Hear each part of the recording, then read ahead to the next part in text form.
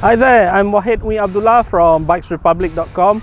Today we have the Yamaha Tracer 900 GT which we've been riding for the past 1 week.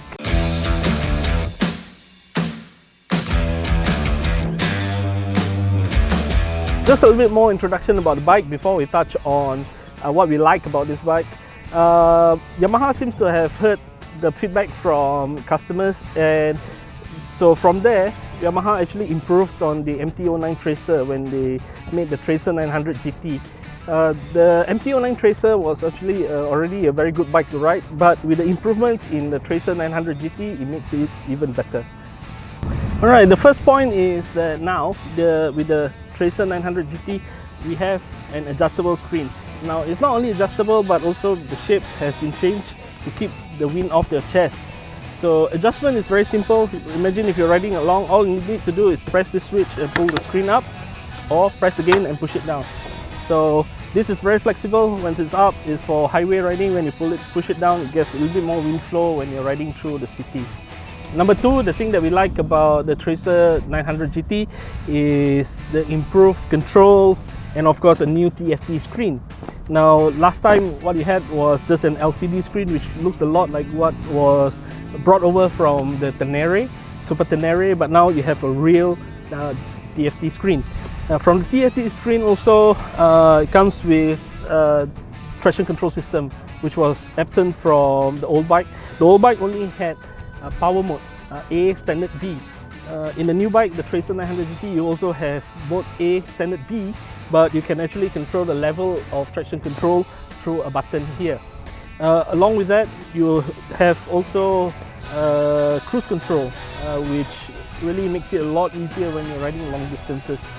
Now, to control the TFT screen, there's also a scroll button on the right handlebar. There's a scroll button which lets you scroll through all the menus to set up the bike, to look at different parameters, different data through the TFT screen.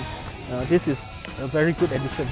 Perhaps the most important point for the Tracer 900 GT is the new suspension.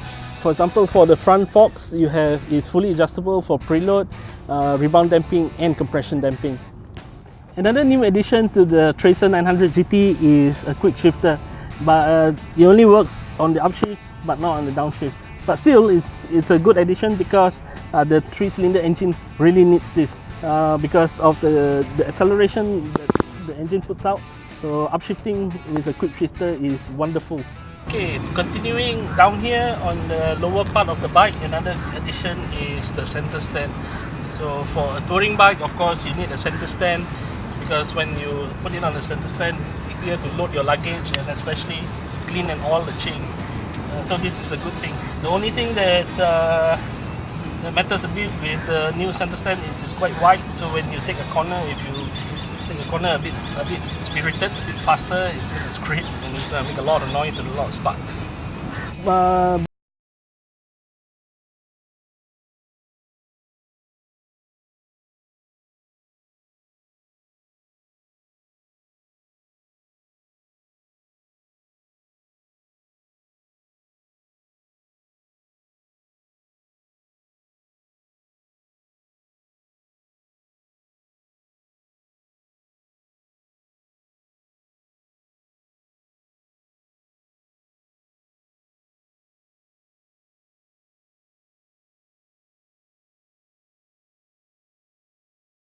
Millimeters longer than it used to be.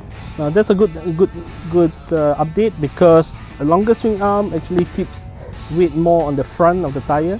Not only when you're riding straight, but especially when you're in a corner and then start to apply the throttle. With a longer swing arm, it keeps the front end down a little bit longer, so the bike finishes the corner a lot more easier than a shorter swing arm. So this is another good thing that Yamaha has responded and done.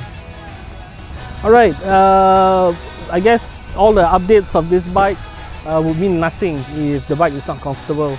So what Yamaha did was that they revised the seats. They are now the padding is much thicker now, as you can see. Much thicker now, much softer, and much there you see, even for the passenger seat as well. So the seat is a little bit wider. The seats are a little bit wider now, so it's much more for comfort. And also an addition of this new grab bar. So it's easier for if you have a rider who likes to grab the bars instead of holding onto you. They are much wider, and they also support the passengers' buttocks. Alright, just before we wrap up, there are a couple of things that we like to point out that we find is not really that good, but it's more of a personal preference, but then again we just want to point it out.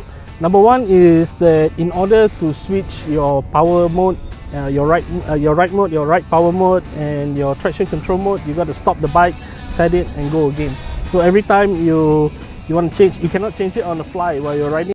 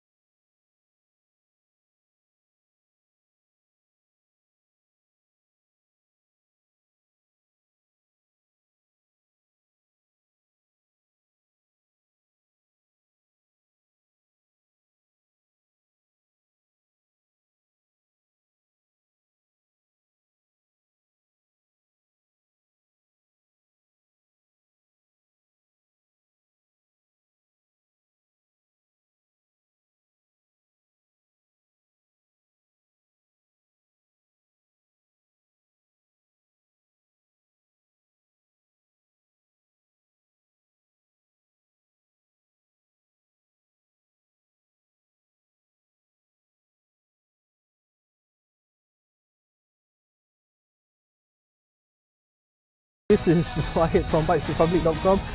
Follow us for more up-to-date bike reviews and news.